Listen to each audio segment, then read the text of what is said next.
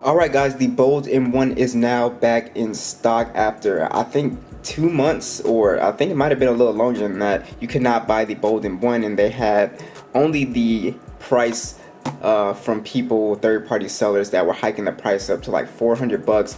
Now you can go on Amazon and buy it brand new, 229 right now. For the new one and 180 for the renewed version. So it's nice to see that it is back in stock, brand new, for those who want to purchase now.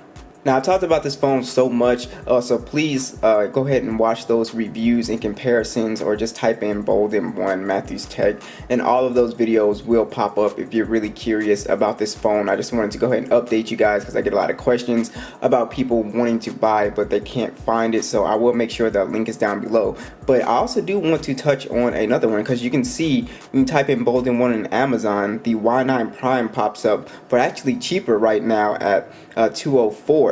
So I want to go ahead and kind of talk about that. Even though I don't physically have the Y9 Prime anymore, I have reviewed that phone, and I want to go ahead and talk about the differences.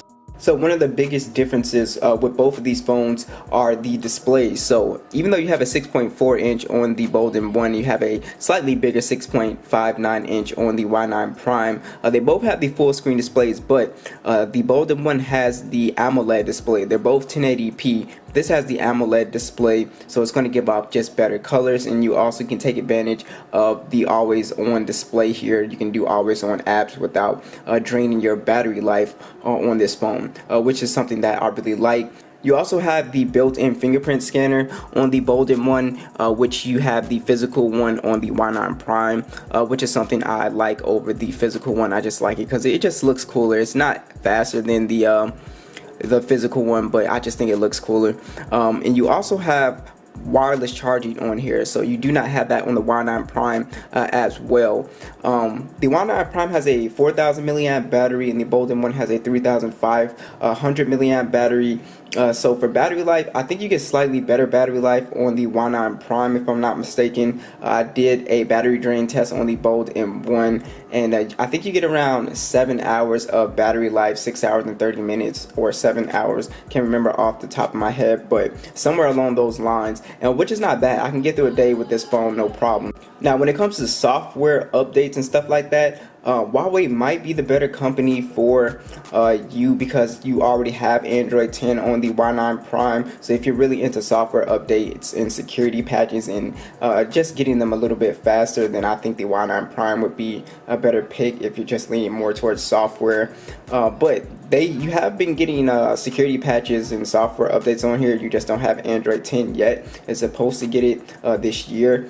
So you just have those minor differences. Everything else is still pretty much kind of like a tie.